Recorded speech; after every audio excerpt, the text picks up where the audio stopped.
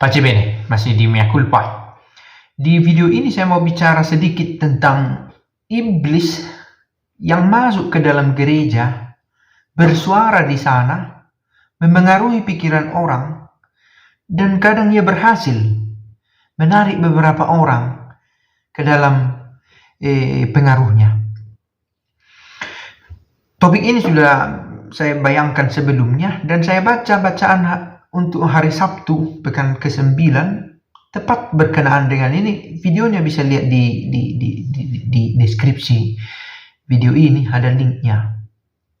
Nah, apa itu? Bacaan tentang ahli Taurat yang menipu orang dengan pakaiannya yang panjang-panjang, dan dengan doanya yang panjang-panjang ia merampoki rumah janda-janda.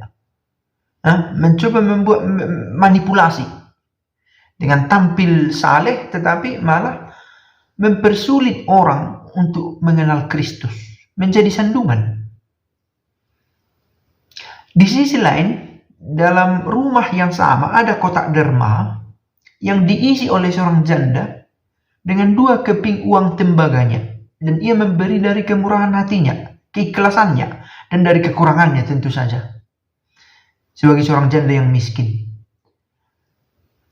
Di tempat yang sama bertemu orang-orang yang saleh dan yang menipu.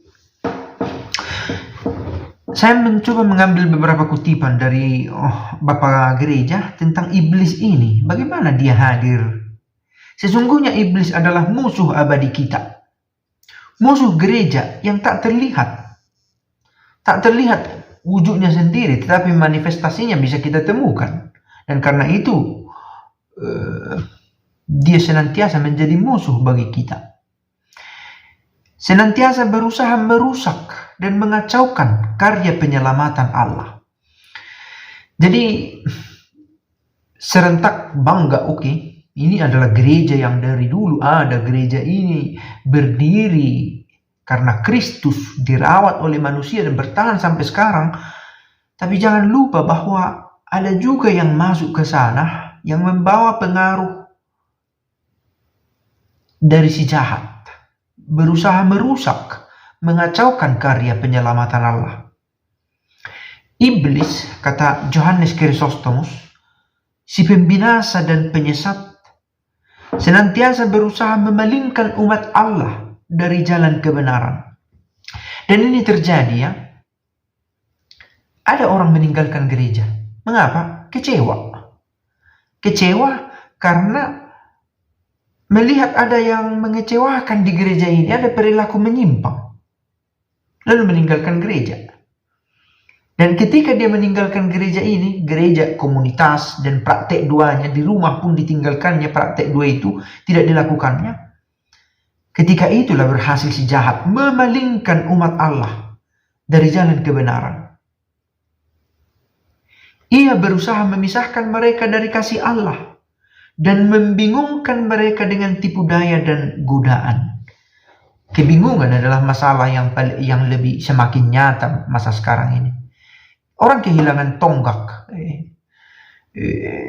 titik pandu untuk melihat mana yang benar. Ketika gereja ternyata tidak cukup dipercaya lagi untuk menyuarakan kebenaran, karena orang pelan-pelan sudah meninggalkan, karena melihat beberapa fakta yang terjadi di dalam gereja yang menyimpang dari kebenaran. Si iblis tadi masuk dan orang menjadi ilfil, menolak gereja, dan sebuah keputusan yang salah. Bukan menjadi gerejanya yang ditolak, tetapi gereja itu sendiri harus diperbaiki, harus dibersihkan dari pengaruh si jahat. Dari pengaruh si jahat yang membawa godaan dan cobaan, tipu daya. Basilius dari Kaisarea berkata, iblis adalah sumber kejahatan dan godaan dalam dunia ini. Ia menghancurkan kesatuan dan kekudusan gereja melalui intrik dan perpecahan. Namun, kita harus tetap teguh dalam iman dan melawan tipu daya iblis dengan doa, pertobatan, dan kesatuan kita sebagai umat Allah. Saya pikir ini yang seringkali yang membuat kita terkecoh ya. Perpisahan di gereja ini kiranya tidak menjadi penghalang bagi kita untuk membangun gereja yang satu. Komunitas Allah yang satu. Umat Allah. Tetapi seringkali iblis, begitulah setelah ada ruang lebih luas untuknya, untuk memengaruhi orang, lihatlah perpecahan ini, begini dan begitu, inilah betapa bobroknya gereja dan seterusnya. Orang mulai yang dulunya rajin ke gereja malah menyerang gereja, mulai ada perpecahan.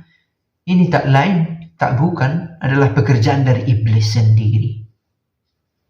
Karena Roh Kudus tidak membawa perpecahan, ia menyatukan. Roh Kudus itu menyatukan, menenangkan. Itu bukan interpretasi kita temukan itu dalam doa Yesus sendiri. Supaya mereka satu, sama seperti kita adalah satu. Maka jangan ambil mereka, tetapi lindungilah mereka dari yang jahat. Utuslah Roh. Maka Roh Kudus datang untuk merawat umat menjadi satu. Ignatius dari Antioquia, iblis adalah musuh jiwa kita. Seringkali berbicara tentang iblis ini terasa seperti kosong karena dia tidak kita lihat, tetapi dia bekerja. Dan ketika kita tidak sedang berusaha menyadari kehadirannya, sebenarnya di sana dia semakin efektif bekerjanya, kan begitu ya. Ketika kita sadar, kita cemas kita berdoa, ketika itu kita imun rohani kita sedang bekerja. Kalau kita melihat, oh ada yang salah, oh mengapa kami ini berbeda, oh ini pekerjaan si jahat ini iblis itu, harus diantisipasi. Nah, tidak jarang orang-orang yang diserang itu ya orang-orang yang rajin ke gereja atau yang menyebut diri bagian dari gereja. Maka tak luput dari serangan si jahat. Kita semua ini tak luput.